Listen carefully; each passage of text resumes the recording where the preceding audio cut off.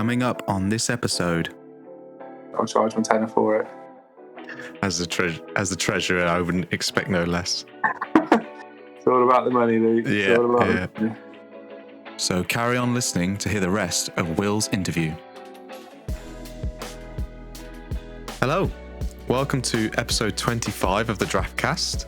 This time, the winner of the DBF Pokal Cup, William Morris, joins us. How are you, Will? Yeah, very good, thank you. Yeah, thanks for having me on again. Always a pleasure to have you on. Thank you. We will do, like I did with Tolly on the last episode, we will do a bit of a questions for you, and I've had a couple from some of the other managers, and then we'll do your segment after that. Yeah, sounds perfect. Sounds good. Yeah, should be exciting to see what you've got in response to some of these questions. There's sure there'll be a few interesting ones that come along. Maybe around team selection, possibly, but we'll see. Well, yeah, we'll see. I'm not gonna give away what type of questions are here. But I thought before we start, I'd wanted to get your thoughts on the Alisson goal. Yeah, it was a weird one. I wasn't actually watching it, so I was catching up on the WhatsApp group, and then I saw Adam obviously like screaming via text on the chat. And then I went on Twitter straight away, because Twitter tells you everything that's happened before it's happened. And I saw it, and I'm just like, oh my god! Like, if Jack doesn't win the title now, that's got to be like name on the trophy stuff, hasn't it? Yeah. If the goalkeeper scores from ahead, like I can't remember the last time a goalkeeper scored in the Prem, but it's got to be about 10 years ago, and that wasn't an intentional goal. It was like they were kicking it from their own box, and the wind carried it over the other goalkeeper's head bar about. God. I think that was like I think Paul Robinson did it a few years ago. I think Asmir Begovic, who I think he's still playing now, but he's getting very old. But it's a long time ago since that happened. So yeah, I mean it's unbelievable, isn't it? It's something you've got to laugh at. But I do feel for Tolly, and Tom hasn't even responded in the chat now when we're recording this podcast. He hasn't even responded, so he must be in shock. He's had 10 weeks at the top, and something like that to happen, it's a cruel way if he doesn't win the title to potentially lose it out on. Yeah, I just thought it was funny as well how they were like I think Adam was saying, because he was saying, "Oh, Alisson's up for the corner. Imagine," and then like 5 seconds later, he's like, "He scored!" Yeah, believe it. Tolly's there, like, "Oh, what a lad going up." And then obviously, you see it all the time. You see goalkeepers go up, and they never get anywhere near it. They're like rabbits in the headlights in the box. But he absolutely planted the header like so much better than many strikers would do in that situation. So just unbelievable finish, and fair play to him for doing it. So. Yeah, it's good. Right then, questions for Northgate. Let's go. So, first up, as the winner of the DBF Pokal Cup, what is your biggest piece of advice for winning silverware? I think it probably comes down to a mentality thing. I think because I've had a history in terms of winning trophies, and you've got to try to find an edge over your opponent. So if that means sliding into their DMs to give a bit of smack talk, I definitely encourage that. But I think I got into Jack's head towards the end when he brought in 2 Chelsea left backs. It was a bit of a bizarre situation to see that happen. But he did well, to be fair. He did the best he could do. I don't think anyone could have stopped me in that cup final, really. But no, I think you've got to just believe in yourself and go for it. So, that'd be my advice, I think, to any managers. But if they want any further advice, just drop me a line and I'll charge my tenner for it. As the treasurer, I wouldn't expect no less. It's all about the money, Luke. Yeah, it's all about the money. Okay, next up. And I asked this to Tolly, so I'm repeating the question for you. What would you say is the most controversial moment for you within the league? Well, I think what other people will view as the most controversial moment will be the Fernandes Pereira trade at the start of the season. I think that obviously rattled a few cages. throughout, and I guess that's maybe other managers kicking themselves for not making the trade when it was available. But so I think that's probably the most controversial. I think maybe my decision after I won the Pokal to maybe switch my entire team to Villa players could have played a potentially controversial decision. I just felt that after winning the trophy I set out to win, the league was always a bonus for me this year. But we had, to be fair, we've had 3 good managers this year going head to head. So Tom, Toddy, and Jack. And I thought I've already got one piece of silverware, so I want to try and do something with Villa. And my hope was that if we got a couple of wins and some clean sheets, what it takes is a 2-0 win for Villa, and I've got potentially 55, 60 points. But Villa have been so poor, it's been embarrassing, really. So I've fallen away, really, but I'm on the beach. I'm on my holidays now. And I'm just enjoying watching the season, all the fallouts and the turns and the twists. And I'm enjoying it as a fan this year now, which is really nice to actually see. Fair enough. I mean, you've sort of answered my next 2 questions, but I think I'll carry on with them anyway, just to see if you think of anything else. So, despite the changing to a full Villa team, what do you think is the reason you were not able to stay towards the top of the league despite winning the DBF Pokal Cup? I think there's been some unbelievable luck as well that's happened, which everyone talks about Will luck or Northgate luck in terms of strikers scoring like a 95th minute tap in or something like that. Yeah. But I think we've seen a new level of luck been generated, like a goalkeeper scoring a 95th minute winner. Doesn't happen, never happens. We've seen people who've got 3 defenders or 4 defenders playing, 2 of them scoring in the same game and keeping clean sheets. Doesn't happen normally. So I think probably we've seen some new forms of luck developing over the season, which is something which I didn't predict. I don't think those managers predicted happening either. So fair play to them. They've obviously got a nice bit of a luck's on their side this year, and hopefully one of them will win the title. It'd be a shame if one of the 3 didn't get a medal this year, because I think they probably deserve it over the course of the season. But we'll see. We'll see. It could all change. You never know. When you get to the last 1 or 2 game weeks, weird things happen. Like some like Chelsea, Man City, the last game of the season, they probably won't play anywhere near their full strength teams. They've got the Champions League final to worry about, so you might as well get rid of the majority of their players or draft in their reserves. People like Ake and stuff who won't play. Yeah. So it'd be interesting to see. But I think the whole luck side of things is what's caused me to unfortunately fail in my defence of the title this year. Okay. So you've touched on, and we've mentioned that you've gone for a full Villa team now in the league. So the question, this is one of the questions that's come in from one of the managers. Do you think you went full Villa too early, considering you were only 40 odd points behind the top at the time? No, like I say, once I won the Pokal, I think if I hadn't have won the Pokal, I think you'd have seen the Jugger Morris go full steam ahead for the league. But I think once the Pokal was in the bag, I'd set out for my remit of the season. I wanted to try and win a different domestic trophy, which I've done this year. I think if I was top of the league, it might have been slightly different. But no, I feel it's nice for the league to allow the managers their time in the spotlight. So they've worked equally hard for it this year. So I think if I was going to root for someone as well, I think I'd wait. Wait. That question's coming. That question's coming, Will. Coming. All right, I'll skip that then, and we'll move on to the next question. Yeah. So again, another one from one of the managers. So Jack and Adam have mentioned on the group chat that they've started to like some of the players from random teams because of their performances in their draft teams, such as like Pookie, Chris Wood for Jack, Reece James, and Smith Rowe for Adam. Do you have a player that you've suddenly taken a liking to and an interest in purely because that player has done well at Northgate?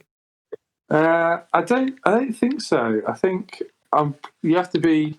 I think when you get to the top, you've got to be quite ruthless with your players. I think if you start developing weird affinities to players, it can all of a sudden come back and bite you quite quickly. So I try to keep a professional relationship with my players. I don't want to get too close to them because otherwise they'll stay too long in my team, and then I might keep them for an extra 3 or 4 weeks while they're not performing, where there might be better options out there. So there's not really one. I guess the person that I've probably grown the biggest affinity to, if I had to choose one, would be Martinez, the goalkeeper. At the start of the season, he was just unbelievable and got him as a free agent pickup. But ever since we turned around the new year in January, it's been on the holidays. They've dropped right off, and he hasn't done half as well. But if I was forced to pick one, I'd choose him. But there's no real one I've got an affinity to, I don't think. Yeah. Okay. It's interesting. So again, another question that I asked Tolly last time was, who are your ones to watch manager-wise for next season? I think it's got to be. I think Ben's going to add something to the league. I think he's obviously got quite a sound football knowledge, and he's coming into this as an unknown. So usually with people, you start to identify their strengths and weaknesses. But with him, he's an unknown. So especially with Max as well, you've always got to. You can never trust the wild card that is Max. It could well be.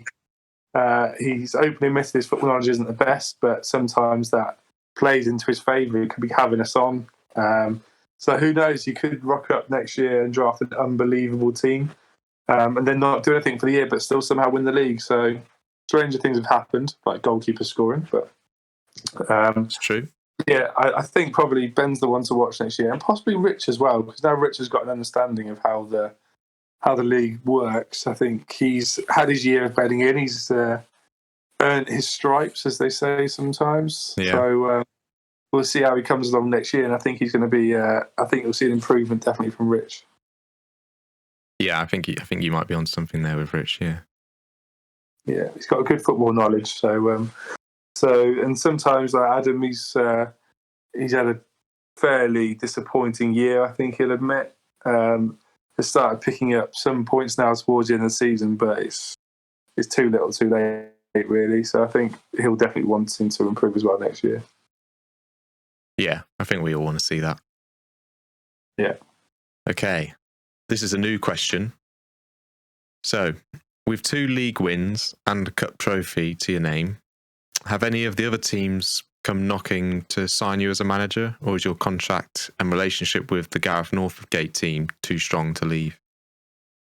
It's a really tricky one. Obviously, my allegiances are with Northgate, and I have agreed another deal next season to sign on.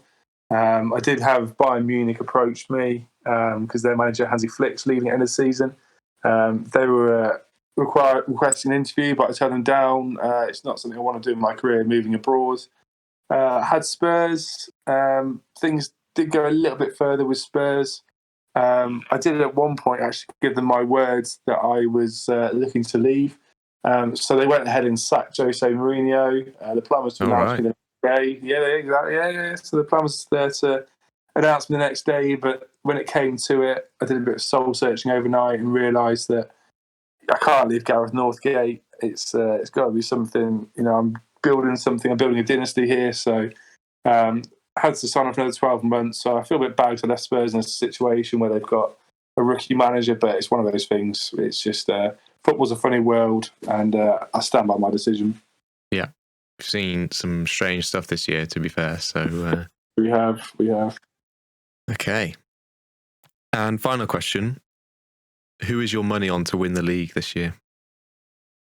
Oh, it's going to say that's a different phrase question to what I was thinking you asked. I was going to say, who do you want to win? Who's my money on? So I think my money, if I was going to put 50p on, I think I would possibly go. I know. I think I would possibly go with the Whipnuts. I think he's coming into the form at the right time. Yeah. Who I want to win? I probably want my old rival, the Nudes, to win. I feel that he needs to get that maiden victory for himself. He's lived in Northgate's shadow for the last few years. He's obviously got done in the last week of the Fantasy League last year, or the last couple of weeks. He got done in the Pokal. So it'd be nice to see him get a victory. But I think, if I'm going to put my 50p on, I think I'll go Tolly. I think Tom's lost all momentum now. I think he had all his City players which are giving him points, but he probably didn't trade them out soon enough. He could have traded them for some high value players, but I think that moment's gone now because they're not going to be playing much the rest of the season. So you think he's falling away, unfortunately. But hopefully he'll learn from that. Yeah. We'll see. But I think you might be right there. I'll probably agree with you. I would like to see Jack win. But then again, I think it's going to be between him and Tolly. So it'll be interesting. Well, what will be interesting, you touched on it earlier about all three of them being in the top three. It'll be interesting if someone can pip Tom to third, if that's the way it's going to go, That could well happen. Yeah. Could well happen, to be fair. George is doing his best to keep up with them. I mean, they've got a large gap now. They've got about a near enough 60-point gap, so it take something special over the next couple of game weeks for it to fall away. I can't see it happening. I think the title will go on to the last day, but I think they've probably got the title between the three of them. Exciting. That's what we all want to see. It absolutely is. Okay, that's the end of the questions, and we'll move on to your segment. But before we do that, though, I've been requested by our sponsors to play their advert, so we'll do that now, and then we'll come back and do your segment. So we'll see you in a minute. And now for a message from our sponsor of this episode. Do you want to make reading easier? Would you like to reduce visual stress and improve your reading speed and accuracy? Then check out Coloured Overlays by Artscrafter. Some people find black text on a white background difficult to read. Tinted coloured overlays support the visual cortex by filtering out the wavelengths to which some individuals are oversensitive. This can improve the reader's ability to analyse visual information and reduce migraines and headaches. So if this sounds like something you need or know someone who does, check out artscrafter.co.uk and get yourself an assorted pack starting from as little as £3.27. Make sure to use the exclusive code TheDraftCast at checkout for a 30% discount on all products. A big thanks to Artscrafter for sponsoring this episode. Now back to the DraftCast. Thank you, Artscrafter, for sponsoring this episode. And let's get into your segment, Will. So, explain to me what you've brought. Lovely. So yeah, I've gone for something different today. It's not going to be too in-depth, but it's going to be something for managers to take away. I feel now we're getting towards the end of the season, I feel some light-hearted fun is in order. Because we're approaching, like I say, it's been a long, tough season. We've seen some really interesting stats from everyone. And some of the guys are a lot better than putting the stats than I am. So I've gone for something a little bit more fun. It's more of a game, really, for everyone to play. So what I'm going to do you want me to share my screen quickly? So yeah, go for it. Cool. So you can see my screen now? I can. Perfect. So what you should be able to see on the screen is a set of 3 pictures. Is that correct? That is correct. Excellent. So what these are is basically these 3 pictures will make up part of a footballer. So if you break this down, you've got the first picture. I'll let you have a guess who that is. I'm sure you know. Yeah, I've worked it out, yeah. Yeah, and then the middle picture is some form of bird. And then the last picture is something like an image, isn't it? So yeah. So what you've got to do, I've got 5. This is just a dummy one, this is. So this is just for you to have a guess at, and I'll obviously tell you the answer at the end if you're struggling or not. But yeah, you've got to try and work out who the footballer is from these 3 images. So do you want me to say my guess now, or are you? Yeah, have a guess. So I'm going to go with Harry Maguire. Correct. So you can tell that because you've got Prince Harry, obviously. You've got a magpie, and you've got wire. So Harry Maguire. Yeah. So I know. See where this is going. But this was probably one of the easier ones we did. So this is one of the easier ones we did. So what I'm going to do is I'm going to give everyone probably about 2 or 3 days, just so everyone has a chance to listen to the podcast. And then when we get to probably Wednesday evening, I'll drop the answers into the WhatsApp group so everyone has them. Yep. So this was the first only one. And we'll go on to the next one. So some of these are trickier than others. So this is obviously the next one. We'll leave it on the screen just for a couple more seconds. People can screenshot this if they want to. Yeah. Because that way then they can obviously keep it in their photos and work out. So that's the first one. Second one. Yeah, I had some fun going through this earlier. I was spending a lot of time on Google going through some players, and I only went to do 5. I didn't want to do overkill with sort of 10 or 20 or something like that. But if people enjoy them, I don't mind dropping a few more in the WhatsApp group later on. So that's the second one.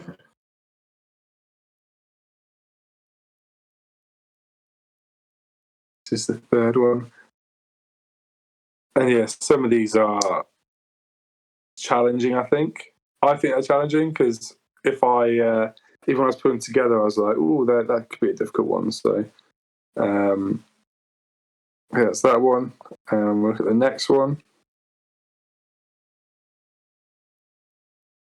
So that photo of Tom was taken quite a long time ago, and I think it was when we used to have nights out in Stratford, believe it or not. So where is it?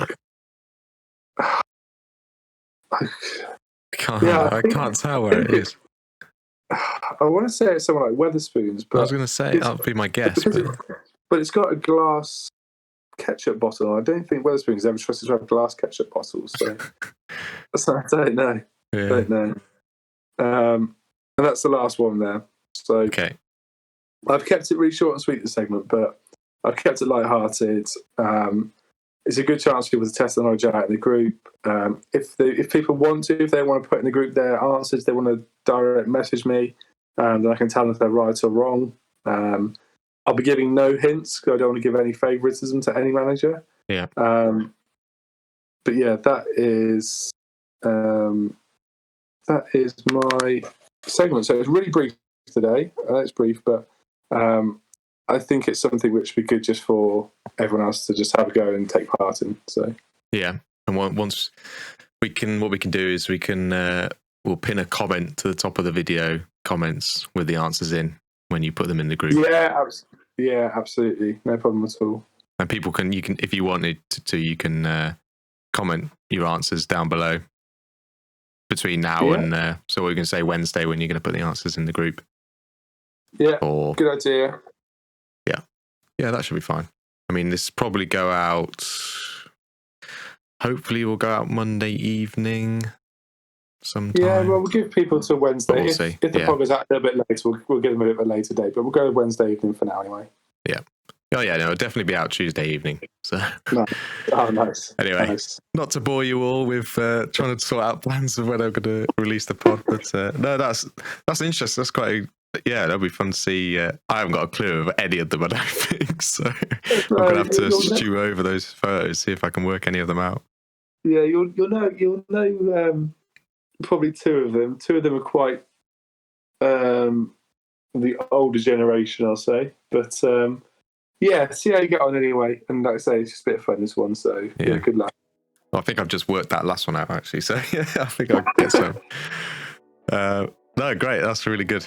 That would be, and I think, you're right. I think you could do that like regularly in the group. Yeah, sort of like George's trivia time. Yeah, maybe. Because I'm always a bit conscious that a lot of people are working during that time, and because I'm changing jobs at the moment, I don't really work on many days, so I'm trying not to. so I've got more spare time to try and answer them. But if people enjoy it, I don't mind putting together a couple of weeks or something like that. So we'll see how we get on. No, great. I like it. Great idea. Nice. So we'll leave it there. It's a good set of answers from you. I was especially interested in your answers about the having interest from other teams for you as a manager. So yeah, I'm sure people will find that interesting. Yeah, now the whole now signed the new 12-month extension. I can talk about it more now. Obviously, I was under confidentiality agreements beforehand, but now that's all finished. I'm open to speak about it. So it'd be interesting to get some feedback from the other managers on those job offers that I received as well. Yeah. Or maybe someone else will come out and say that they've had offers as well. Well, who knows? Maybe we'll see. Yeah, we'll see. Okay, well, thanks for coming on. It's short and sweet, and we'll see you again next time, whenever that may be. Again, thanks for having me. I don't know what I'm going to do over the summer yet, but we'll sort something out. Euro special. Yeah, I think I need to do something. Yeah, so we'll work something out. Mate. But thanks for coming on. Thanks for listening, everybody. Please do subscribe and like the video. And like I said, leave some comments down below on who you think the answer to Will's little teasers are there. And yeah, as always, this is the DraftCast. And remember, draft is life. See you next time.